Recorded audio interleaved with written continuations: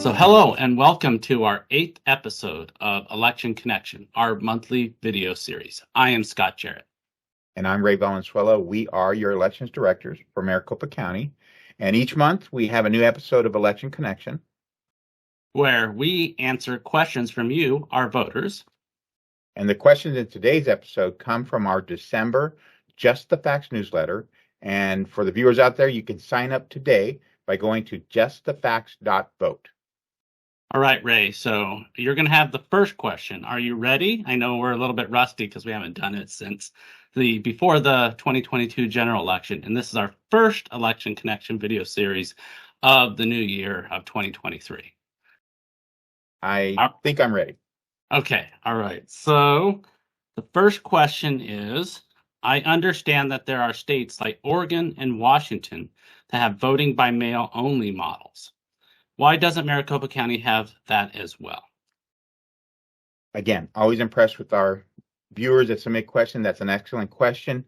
But in actuality, Arizona does have all mail elections. According to state law, and for all you legal buffs that like to read statutes, 16409 and 16558 actually outline that it notes that cities and towns, 16409, and special districts, 16558, can actually call all mail ballot elections. However, those are held on off years and they're as standalone jurisdictional elections, meaning they're not called for statewide elections and cannot be. But in actuality, speaking of all mail elections, we actually have two coming up in May 16 to be exact, the town of Carefree and the city of Tempe.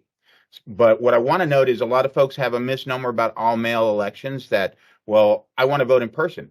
The fact is, all mail, in an all mail, it doesn't mean there is an in-person option. There actually is. It's just titled as replacement ballots. But just like a regular election, those sites open 27 up to 15 days. There's a little bit of a window of days for all mails that can start a little bit later, but primarily 27 to 15 days, in-person option exists and is open.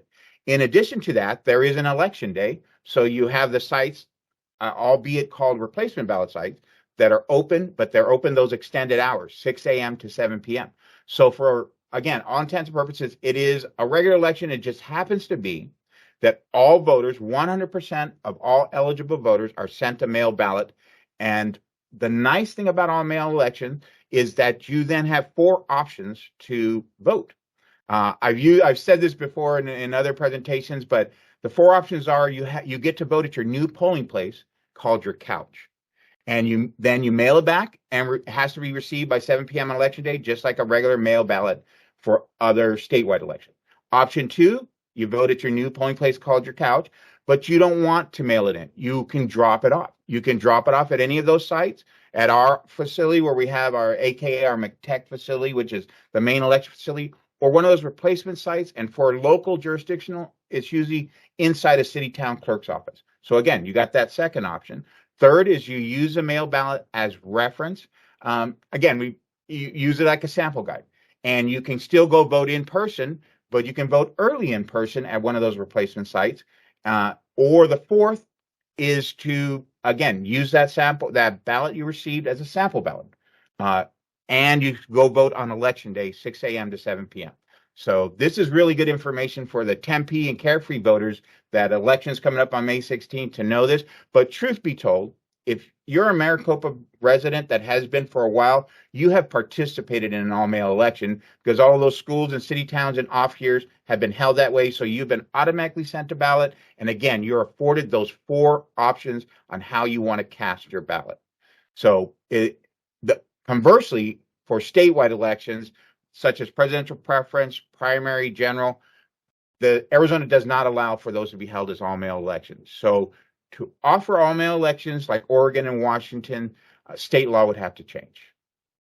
When you mention our new voting location, our couch, or my couch, well, my couch isn't that comfortable, so I'd prefer to vote in person at a true voting location or a replacement ballot site in those all-mail election years. But one thing that you mentioned, like school district elections, so every off-cycle year in November, so in the odd years, we have near countywide elections because pretty much every school district is having election for bonds and overrides. And so they'll be having those in in 2021 and probably this 2023, we'll have probably over 50% of Maricopa County voters participating in an election that they'll receive their ballot by mail. Yeah, as a voter, if you think about it, you live in a school district, your child or you're in that school district, they're going to be looking to offer bonds and overrides. So you're affected, you're touched, and yes, it can get as high as 1.8 million of our 2.1 million voters that are eligible for one of those school district elections come November 2023. Okay, so I think you did a pretty good job with that question. Is that it? Any Dusting questions off for me? the cobwebs from being the first election connection of the year. That's it. So, Scott, the next question then is for you, and it is, why is a voter signature not required on the ballot? Well, first, let's clarify that sometimes voters and even members of the public use a early ballot or a ballot affidavit envelope interchangeably. So a voter's signature is required on an affidavit envelope, what the ballot will go inside of. So if it is an all-mail election like we were just discussing, that would be a green affidavit envelope, and then you return it through the mail. If you're going to vote in person at one of those replacement ballot sites or during any early voting sites during a primary election or a general election, then that would be a white counter ballot that we issue, and then that voter would have to sign that affidavit envelope.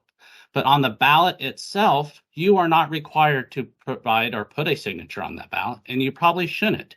And the reason being is the state constitution provides a secret ballot for protection for those voters. There's no way to be able to identify and link that ballot back to a specific voter so someone would be able to know who you voted for. So within the elections department, that secret ballot is actually created when we receive back that early ballot affidavit envelope.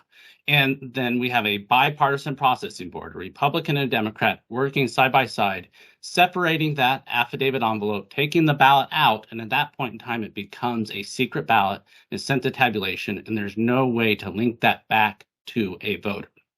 Now, this is actually not a new concept. It was started in the mid-1800s, I think 1854, I believe, in Australia. So sometimes it's called an Australian ballot. And what they realized was it's really a best practice and is now pretty much used universally across pretty much every country and most voting jurisdictions, is to not for the government, for employers, for unions, not to be able to go back and identify how maybe their employees or members were voting. So they couldn't be pressured into voting a certain way. So that's why it's created a secret ballot or an Australian ballot. So with that, I think that wraps up our questions or this episode.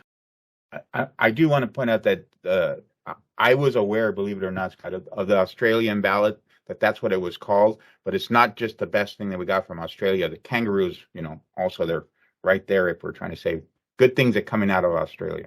But nothing to do with elections, sorry. But thank you for tuning in. And don't forget to submit your questions in the Just the Facts newsletter next month, where we'll answer more election questions that matter most to you. And hopefully we'll, again, have better back in the flow as far as this being our first of the year election connection video for you to review. And thank you. Thank you.